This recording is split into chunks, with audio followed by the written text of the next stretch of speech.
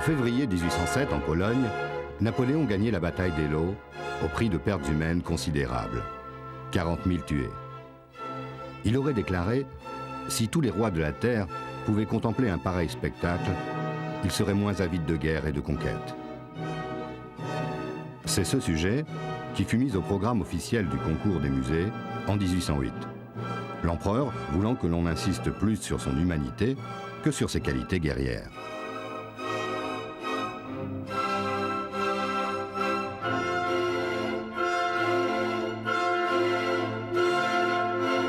Pour ce tableau, une fois de plus, Antoine Gros devient chroniqueur de son époque.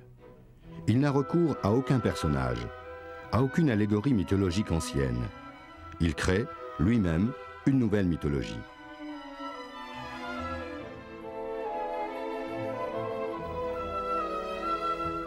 Élève de David, Antoine Gros, pour cette toile de très grande dimension, 7,84 m sur 5,21 m, rompt avec le néoclassicisme de son maître.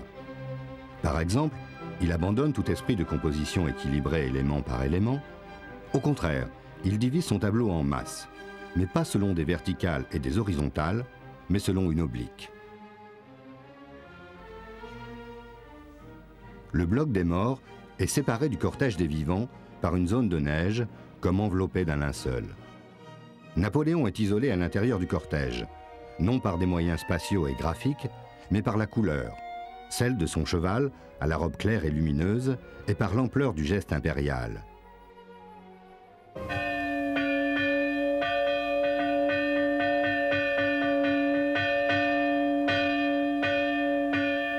Dans le champ de bataille de Eylau, autre signe précurseur de la peinture romantique, la lumière blafarde, sépulcrale d'un paysage d'hiver.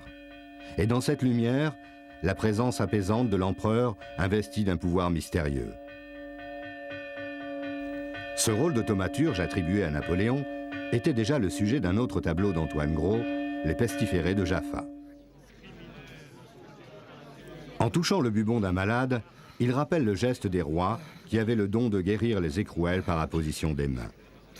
Ainsi, Bonaparte retrouverait l'héritage spirituel des souverains d'Ancien Régime.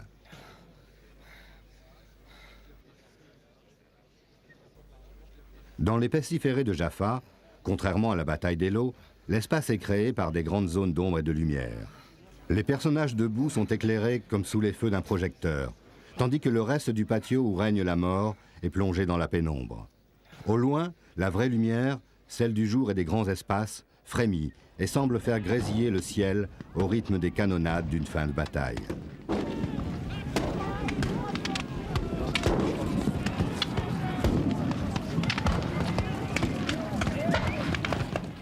Appel vers l'aventure, goût pour tout ce qui est surprenant, l'exotisme. Dans la bataille d'Eylau, l'exotisme, c'est cette grande plaine du nord de l'Europe. À côté du blanc dominant et des gris, la richesse de la matière chromatique crée les volumes.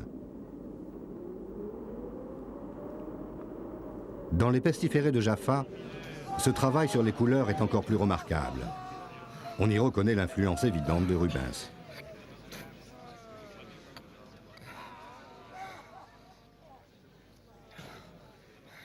Les couleurs aussi, le brun, le vert, pour représenter la mort.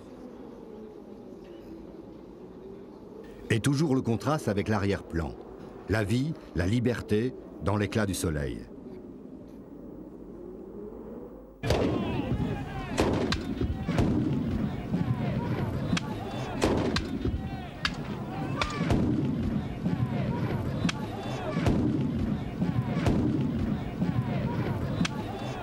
Dans la bataille d'Eylau, au-dessus des morts et des rescapés, le ciel n'est plus une promesse d'espoir.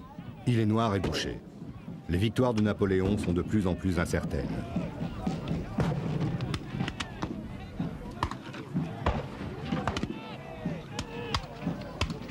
La seule lumière semble venir du cheval de Napoléon. Face à lui, Murat, dans son costume original de noble polonais, exprime le dynamisme, la puissance et le mouvement, mais un mouvement figé dans une pose.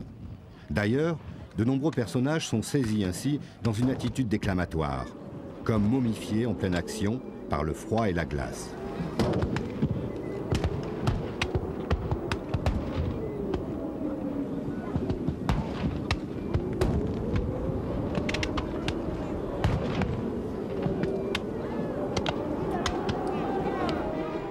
La présence obsessionnelle de la mort, la théâtralité lyrique des attitudes, la puissance des expressions, la multiplicité des mouvements, la composition décentrée où l'essentiel des masses se trouve à gauche, ce qui suggère une idée de rééquilibrage, de déplacement, fait de ce tableau une œuvre qui annonce le romantisme, son dynamisme, son goût pour l'exotisme, l'étrange et le macabre.